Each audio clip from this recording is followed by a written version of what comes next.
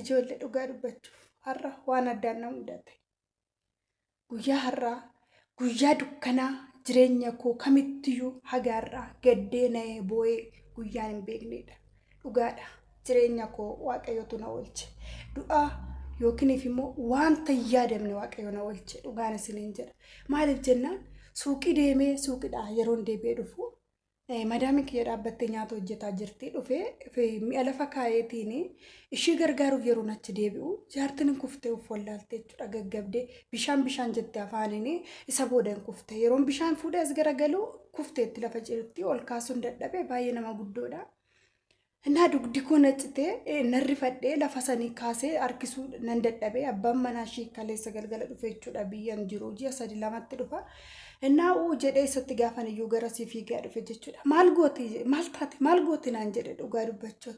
Innaa narrifadhee lafa sanii walitti qabnee akkasittiin kaasnee gara kutaa keessaa geessinee ani bakka ofa wallaale jechuudha. Imimmaaniifuu waanan dubbadhu waanan jedhu na wallaale namichi akkam taate maal taate naan jedha dhufe ishee hakimuu dhiisee jechuudha dhufe. Innaa isa booda bishaanitti kennine waan tokko goone daqiiqaa 20 booda of beekte nan kufee lafa tunaan mareetiin kufee akkas jettee itti dubbatte jechuudha. Namichi daqiiqa isheen of beekuu kaatu san keessatti gaafii 20 ol na gaafate jechuudha. Gaafii 20 ol hagan deebisuu danda'u. Hagee mimmaan kootii waan itti deebisuu dhabuutti jechuudha. Waaqayyo garuu inni manaan baasee oolchadha gargaaradha harka keenya nu qaba jechuudha. Kanaaf waan tokko waan isiniin jedhu ani ofii egaa isiniin jedhu Waaqayyoodha kan nama eegu jechuudha. Wanti tokko yeroo sin harka ta'uu dafaati yaamma danda'ametti alaalatti jechuudha. Innaa dhugaa guyyaan irraa guyyaa dukkana jireenya koo keessa isa guddaa ta'e Waaqayyo garuu gargaarsa isaatiin na wajjin ta'e ani sin eegaa lafatti dhaqxu hundumatti si wajjinan jira jedhee akkuma waadaa naaf galee Waaqayyo naaf raawwate dhugaa ganama yeroon ka'u gammachuu guddaan qaba ture faarfadhee galateeffadhee maal jedheetiin burraaqaa ture Waaqayyo garuu sababii kana rakkoo guddaa tokko na oolche jechuudha. Innaa Waaqayyo haa galatu hundumaaf iyyuu isiniin guyyaa har'aa guyyaa kiyya dukkana natti dukkanaa'ee oole Waaqayyotu na oolche. Guyyaan kun guyyaa anaaf addaati. Guyyaa lubbuun kootis itti ba'ee oolee garuu Waaqayyoon na oolchee jira jettee obboleessin keenya tokko. Hayyaa jireenya biyya ormaa waan isheen nama goone hin qabu. Jaartituu na harkatti kuftee yeruma isaan immoo wanti isaan na gaafatan waan hedduudha. Waanan hagan imimmaan kiyyaa waan deebisu dhabutti hedduu tokkoon gaddee bakka waanan deebisuu wallaalee lumaa galatti. Namuddanii sa'aatii san keessatti waan man deebisu maal taatee kuftee maalidha akkam taate jedhanii osoo ishii waa taate anillee lubbuu koo akka basaan baasan beekeera ajette obboleettiin keenya tokko. Obboleettii keenya baga Waaqayyo si baase hundumaafuu Waaqayyo oolchadha dhugaa Waaqaa jechuudha. Namni Waaqayyotti amane yoomiyyuu kufee hin kufu. Waaqayyo inuma gargaara gargaarsa isaatiin. Waaqayyo ammallee nu gargaaru akkatti baanu beekna malee akkatti gallu hin beeknu. Ashamaa akkam jirtu hordoftoota kabajamtoota chaanaala kootii kan biyya keessaa kan biyya alaa bakka jirtetti nageenyi Waaqayyo isin haa baay'atu akkam jirtu kan obboleettiin keessan nagaa guutuun qaba galata Waaqayyo isin jecha. Egaa hordoftoota kootii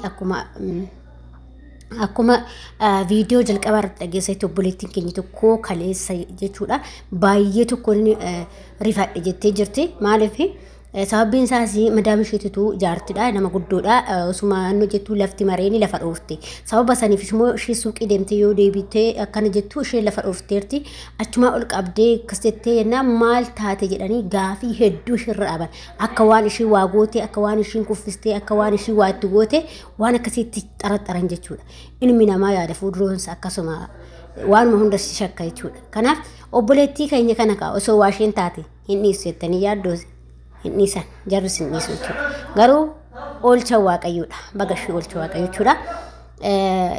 Garuu marmaraanis yoo marmaramte garuu wanti tokko yoo isheen tuqine inuma baati ta'ullee yeroo san keessatti cinqii hagamii keessa seenti miciyoosun cinqii hagamii keessa seenti sa'aatuma sayittiin cinqii hagamii keessa seene jettee himatteerti jechuudha. Maaliif dhugaadha waanumatti deebisuu wallaalta silaatu fi keetiin tudhee waanumatti deebisuu wallaalta atis anas sosoo ta'e si sosoo ta'e waan tokko itti bakka deebisuu si dhiba jechuudha. Hin beektanii yeroo daa'imti isaaniitu iyyite maal taate maal goote sagal si gaafatu jechuudha.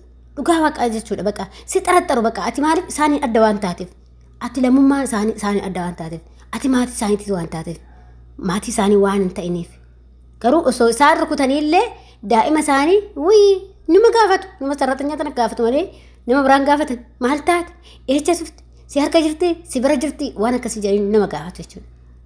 Dhugaa yaa rabbi ati nu tiksi yaa waaqayyo nuti nu tiksi dhugaa waaqayyo sinaa tiksu hunduma keenya iyyuu waaqayyo gooftan sinaa tiksu isin jechuu jaalladha hordoftoota kiyya.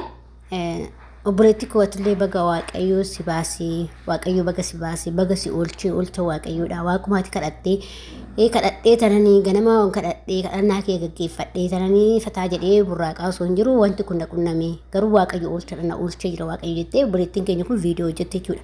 Isinillee obboleewwan koo waan tokkotti abdiin kutinaa waaqayyo keessan kadhadhaa waaqayyo nagaan nu oolchee nagaan nu haa bulchu nagaan nu waa hundumaa hamaarraa waaqayyo nu haa oolchu jechuudha. Kadhannaa keessan godhaa waaqayyo sinaa eegu hunduma keessaniyyuu yaa kan nama eegu waaqayyoodha. Waaqayyo immoo kadhannaa waaqayyo waan guddaa namaa godha jechuudha.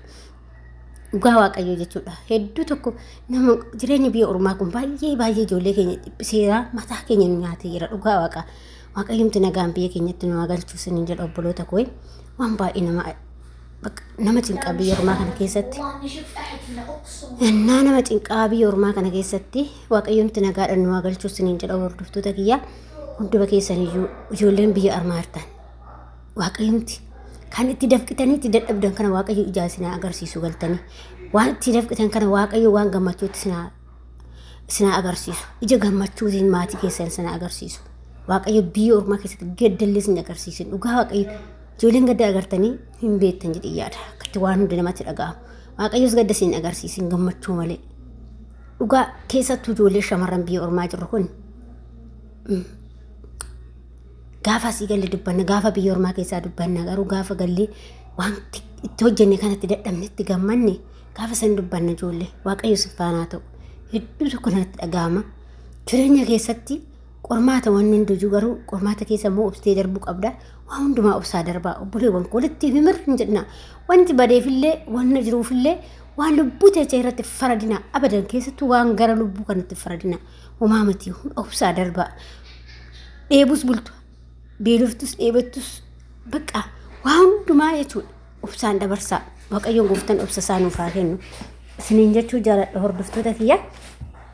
Kanaaf obboleetti keenya waaqayyo baga si baase siin jedha akkasuma warroonni immoo chaanaala kiyya faaraa taatan sabskiraaybii gochuudhaan maamila keenya godhaa ta'a warroon ta'aa jirtan galatooma ulfaadha yaada fi qeeqa qabaattan immoo komentii irratti barreessuun nagatinaa siin jedha.